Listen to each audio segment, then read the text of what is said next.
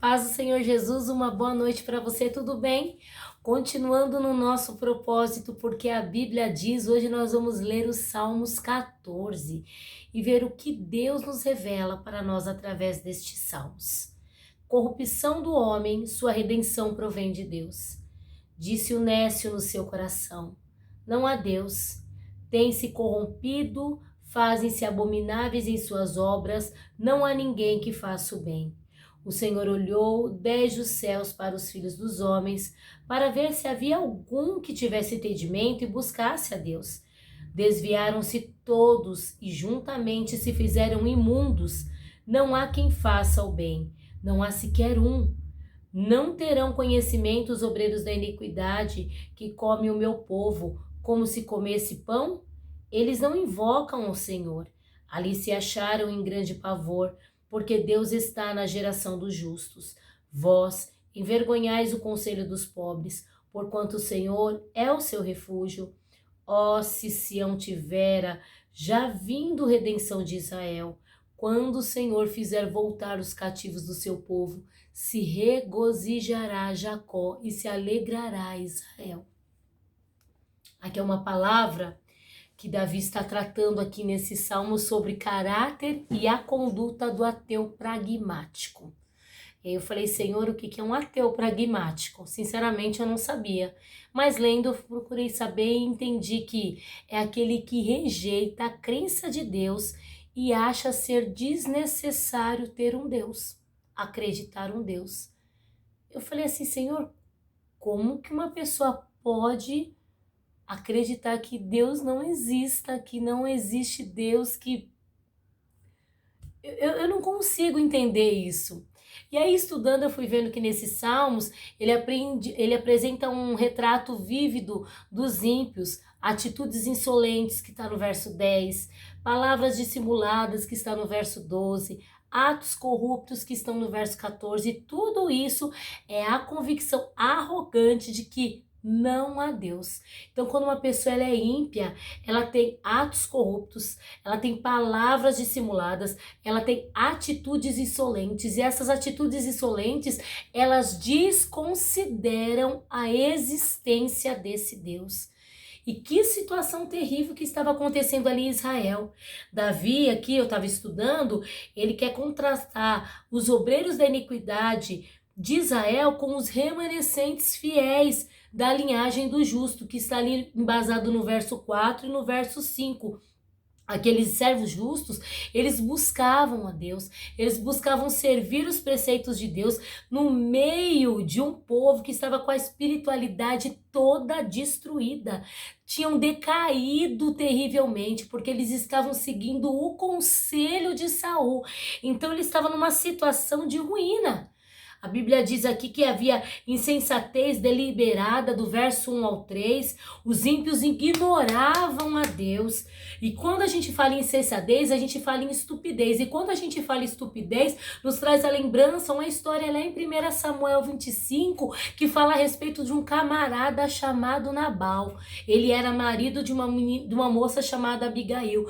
Diz a palavra do Senhor que Nabal ele tinha um coração duro, que ele era mau e que um dia ele se esquece das benfeitorias que os pastores de Davi houveram feito para os pastores dele, dado segurança, dado alimentação para os seus pastores. Passa-se o tempo, os pastores de Davi vai pedir que os pastores de Nabal os ajude. E aí eles vão falar com Nabal, e Nabal sabe o que fala? Quem é esse Davi? Não conheço.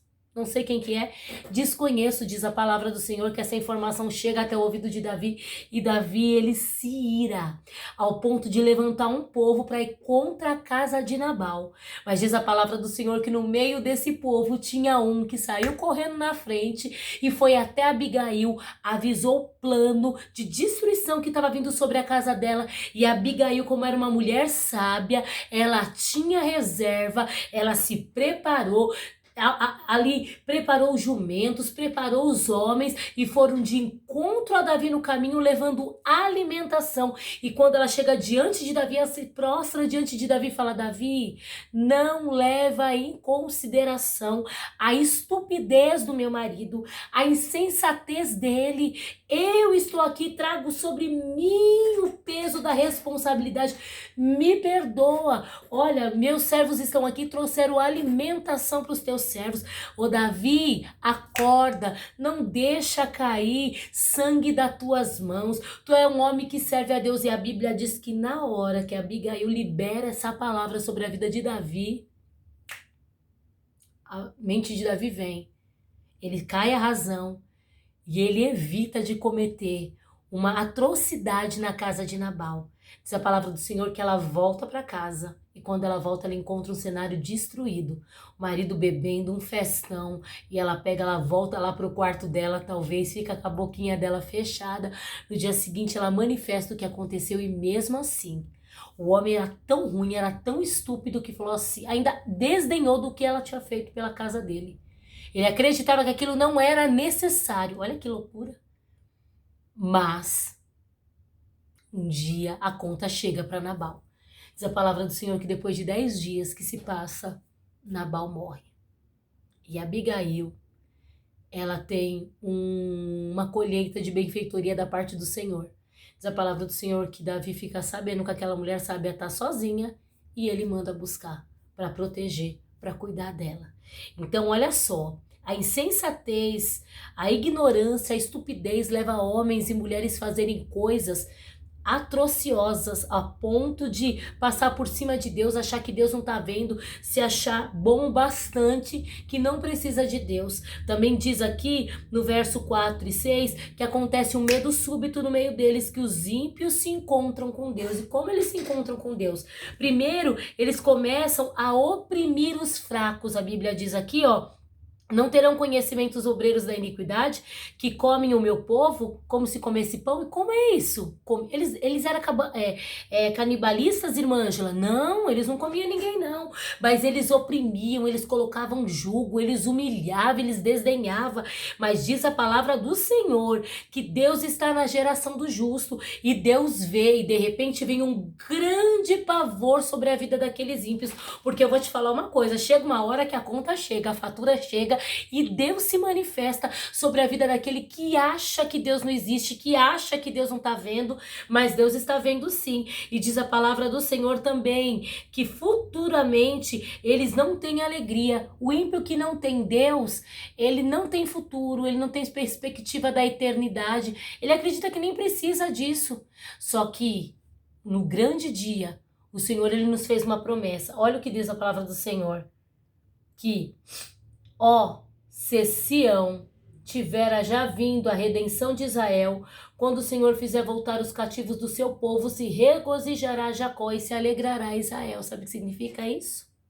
Nós temos uma esperança. E nós, com as nossas atitudes agora em terra, nós podemos decidir a nossa eternidade. Quando eu falo essa palavra, eu não sou perfeita. Eu não sou santa. Eu estou a cada dia, um dia de cada vez, vivendo e procurando essa santificação e buscando essa santificação no Senhor. A cada dia. Por quê? Porque eu quero viver a eternidade com o Senhor. Aquele que não serve ao Senhor, ele não tem um futuro de alegria. Ele não tem, assim, a perspectiva da eternidade na glória com Cristo. A eternidade dele, com certeza, vai ser no lugar de ranger de dentes. Vai ser no lugar de destruição. Mas a alegria daquele que serve ao Senhor, ele pode passar por tudo isso. Ele pode ser zombado pelo ímpio, ele pode ser considerado um fraco, um pobre.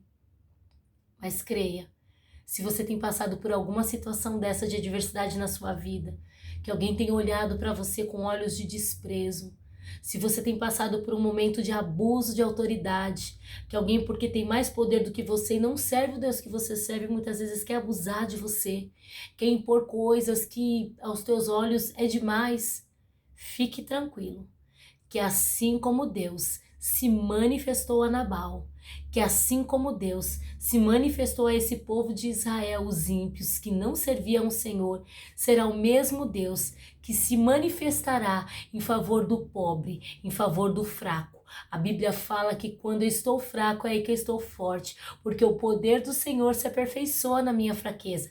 O Senhor, ele cuida de você.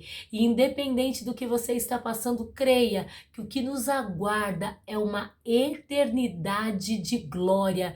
E lá não terá injustiça, lá não terá favoritismo, lá não terá abuso de autoridade. Ah, irmão, lá não terá lágrima, morte, choro, tristeza e dor. Nunca mais, nunca mais. Lá haverá regozijo, paz, saúde, tranquilidade para todos sempre. Ainda que você possa estar sendo desfavorecido nessa terra, fica tranquilo, é só por um pouco de tempo. Jesus o Cristo se manifestará ao seu favor, defenderá a tua causa e o nome dele será glorificado na sua vida. Não tenha inveja dos ímpios, seja fortalecido pela palavra do Senhor e entenda que o Senhor, ele é o teu refúgio. Se refugie nele, que ele saberá tratar as suas causas. Que Deus em Cristo te abençoe. Uma boa noite, que o Senhor te dê um sono reparador, o sono do justo. Porque só o justo, só aquele que serve ao Senhor é que consegue colocar a cabeça no travesseiro e dormir tranquilo, porque o Senhor é o seu refúgio. Fique com Deus, em nome de Jesus.